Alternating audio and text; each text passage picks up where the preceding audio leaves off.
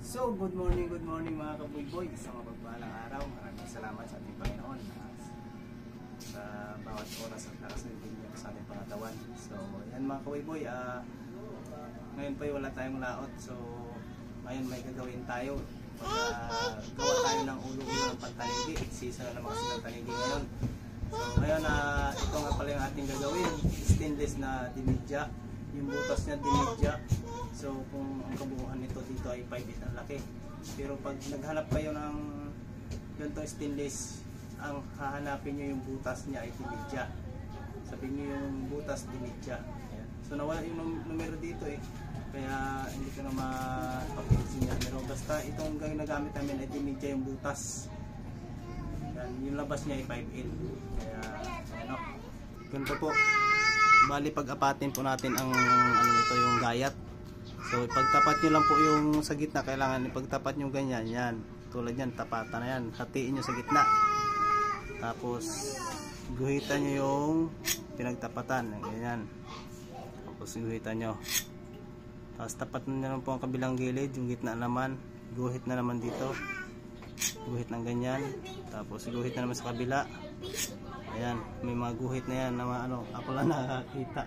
Kailangan natin pagtapat yan. So ngayon gagayatin natin. Ayan.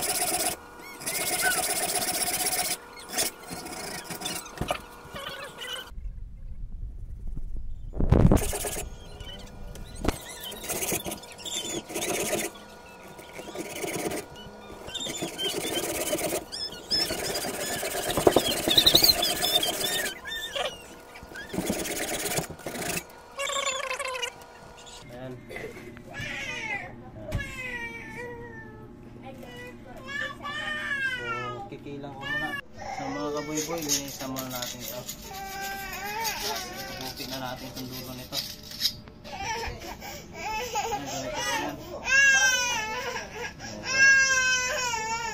Ito yung pangpupik natin.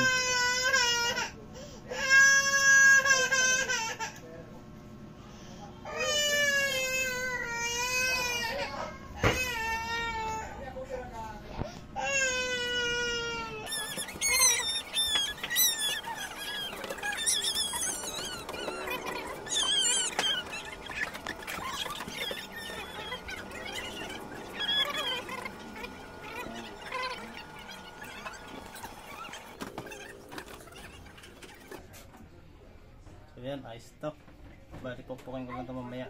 Ganito mga kabuyboy.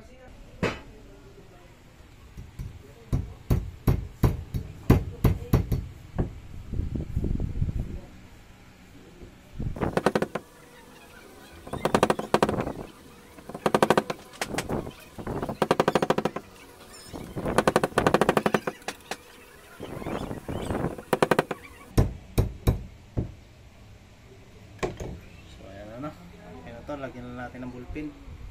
Ano? Yung kabila na yan.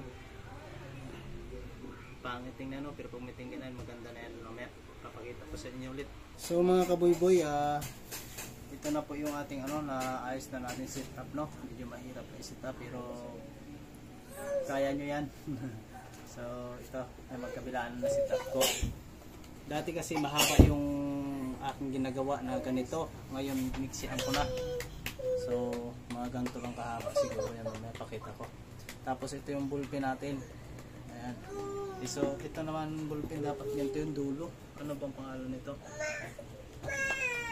HBW. Yan, dapat ganito po ang bilhin nyo na bulpin para ganito ang kanyang dulo. Ito naman ay ating puputulin ng kikil yung dulo niya para makita natin yung butas. Yan, ganito po yan. Dulo. Kikil lang pang putol nyo mga kabuyboy, kikil para matanggal, no? Para matanggal agad yung ano,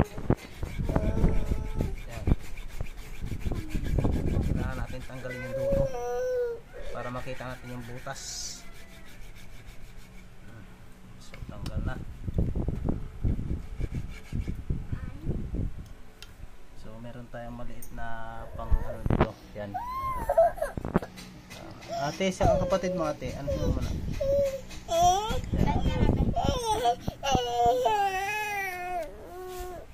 Kasi mga kaboy-boy, ito yung ilalagay natin sa nguso. Tulad nito, ganyan. Ilalagay natin. Ito dapat yung sa nguso niya.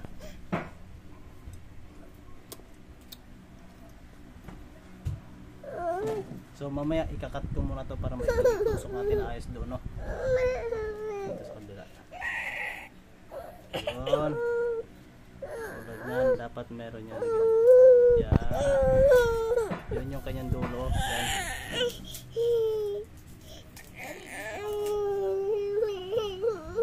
Ayan. Yan, lumabas na yung dulo mga boy-boy. Ganyan, no?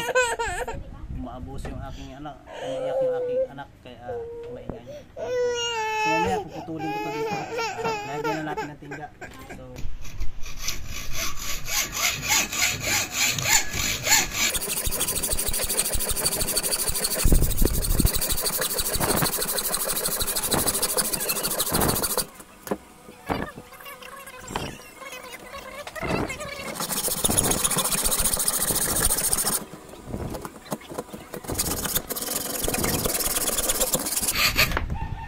papantayin ko na lang yun ng ano ng grinder mamaya. So abang-abang lang kayo. Yan o. Yan siya. Depende kasi mga kaboy-boy kung dati kasi yung mga ginagawa ko mahaba dito. So noon mga kaboy-boy, ganito yung mga ginagawa ko. Ayan o. Yan talaga mga ginagawa ko noon. So ito yung mga ginagawa ko noon ganito kahaba. Ngayon kasi tumipid ako sa stainless kasi para madami yung magawa. Para madami magawa ko. So parehas lang din naman itong mga kaboy-boy na dinadawi. Nakadepende lang sa personada ng may-ari kung ganito gustong gamitin, kung ganito gusto. Ay meron akong mga ganito kaya ganito lang yung gagawin ko ulit. Kasi wala na akong mga ganito, nalagot na, diba? Kaya ngayon magagawa naman akong ganito. Abang-abang lang kayo mamaya mga kaboy-boy sa paglagay natin ng tingga, pag-set up ng mga tusok. Ano ba itong tusok? Ito yung ilalagay natin dito. Ayan, para magkaroon siya ng butas yung tingga mamaya. Parang ganito. Ayan. Ganito siya. Sa pagdating dito sa puwet, may mga butas yung tingga. Ayan o. Ayan yung kanyang mga butas dito sa tingga. So ganito po yan. Ayan, ganyan. Dito natin yung papadaanin mamaya. Ayan. Ganyan po yan siya. Tapos siyempre lalagyan natin ng kuralon. Papalubuhin natin dito ng kuralon para magkahiwalay sila. So siyempre yan, pupulunan natin to ng kuralon. Yan. Papalubuhin natin yung kuralon. Yan, tulad dito, ganito yung mga kaboy-boy. Oh. Ito yung sa gitna. O yan, katulad yan. Yan o, agwat na sila. Yan. Magkaagwat na silang dalawa. Yan o. Ganito ang purpose nyan.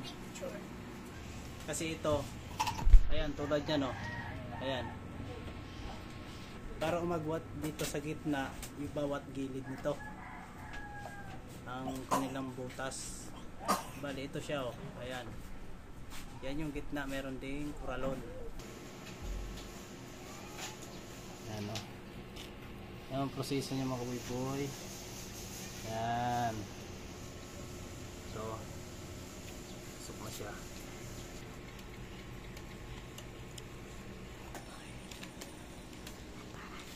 Gusto na yung kapatay niya. Diba?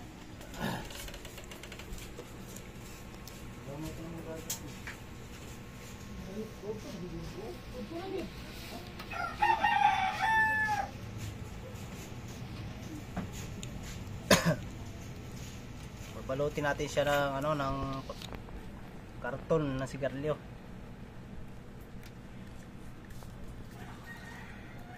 Okay.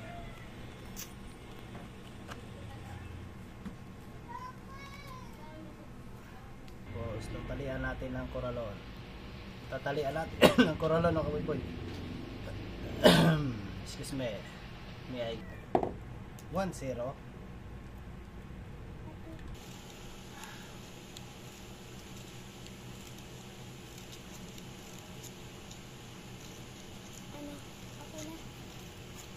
Para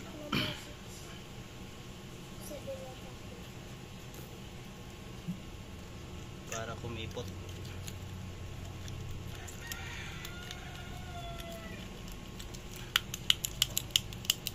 Okay. So yan mga kaboy-boy, kailangan natin yan, ganyan lang kailangan natin itusok.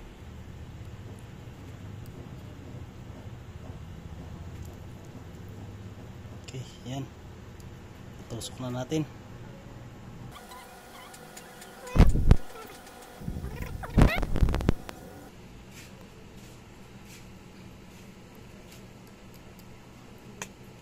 So ayos na mga kaboy-boy yung kanyang setup po. Ayan. So yung mga kaboy-boy, nagsalang na tayo ng tingga, ano? At ito naman yung ating dito natin i-set up. Ano ka, dyan na? Siyempre yung ating videographer. Ayan, ayan. Dito po natin ilalagay ang ating ulo-ulo. Ayan, no? Lalagyan natin dyan para hindi gumalaw ang ating pag-set up. So yan ay maglalagay na tayo mga kaboy-boy.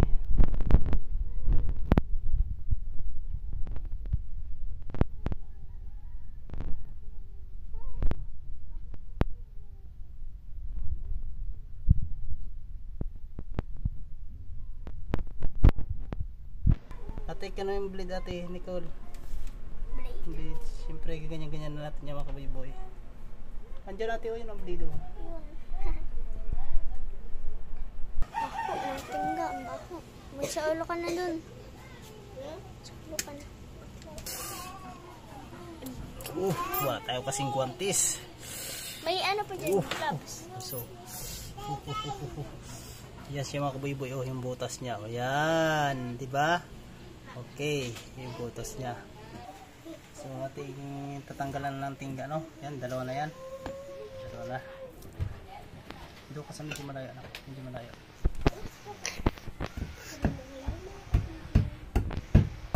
Oh, may nakain siya, may nakain Christine. Ang bebe ka. Oh, makikulong. Kiss ate, kiss. Ganito mga kaboy-boy, o tingnan nyo, may tingga na yan dito lahat para, kaya ginawa natin dito para pati yung mapasukan talaga lahat, mabuuhan natin ng tingga.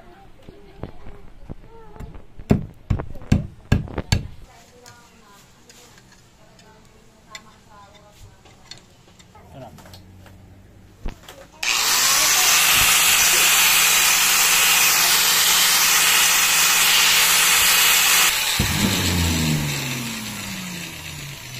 So yan o. Yan na siya.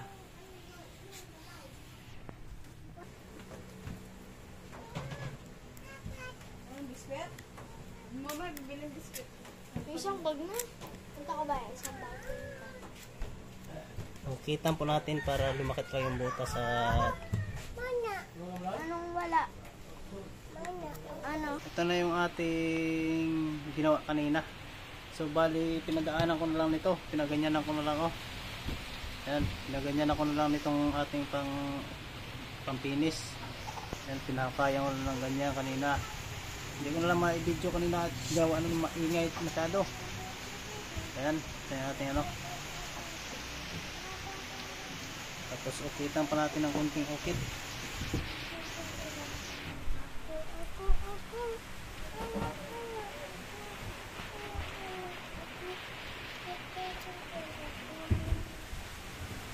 Lalagyan na natin ang ital yung ating ating olo-olo na ginawa. Ayan.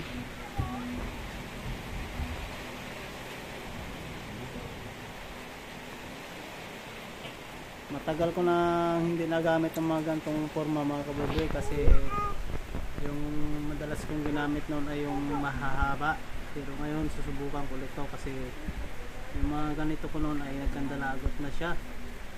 Ayan, nagkandalagot na siya. Pintab na. Ano yan?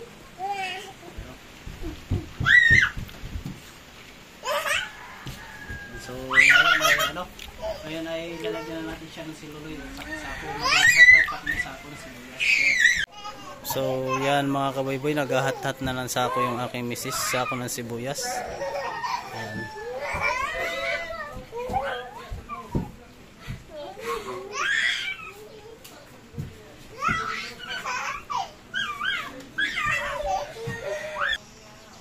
Siyempre yung ginagamit namin yung straight, yan yung straight, yung pag ganun, hindi yung balagbag kasi kulot yung balagbag. Yung ginagamit namin yung straight lang. So ganito lang yan. Para ano natin. Siyempre biblibin muna natin to. So patuloy natin yung dulo niya.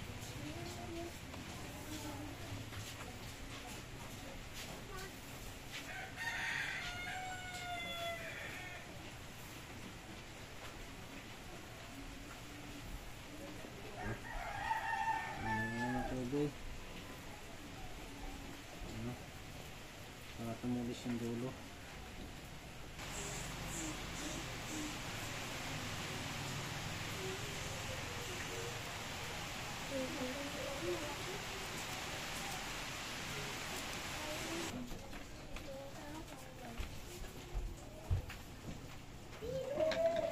Okay, kanya-kanya kami diskarte mga kabayboy, kanya-kanya kami diskarte sa pag sako. So, yung akin naman ay ganito lang. Simpleng ano lang to, simpleng patamad ba. Tamad kasi magkanya, masakit sa kamay kaya hindi lang ginagamit ko. Pero sinubok ko na rin ito mga kaboy-boy, naga ano to, naga buhag-hag to yung kanyang dito mga ano, pag nasa dagat na nagahiwalay-hiwalay yan, parang umano yung kanyang dulo.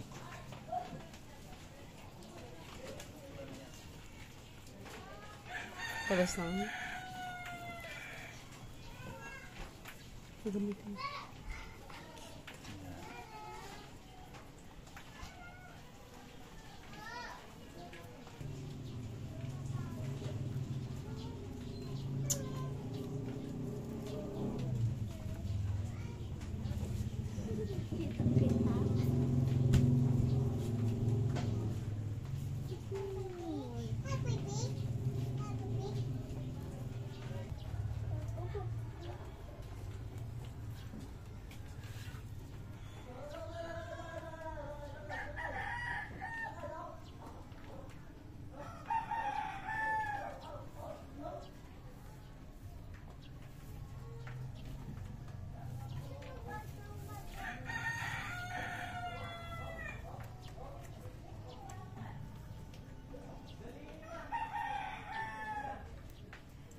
Ako naman yung ano doon ginayat na si Lupin. Gano'n ba yan? Yeah.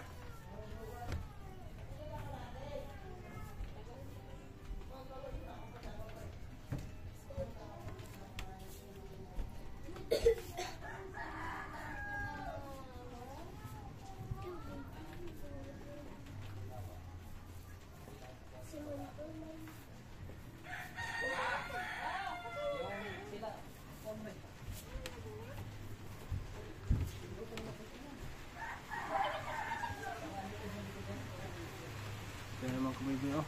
Ano? Diba?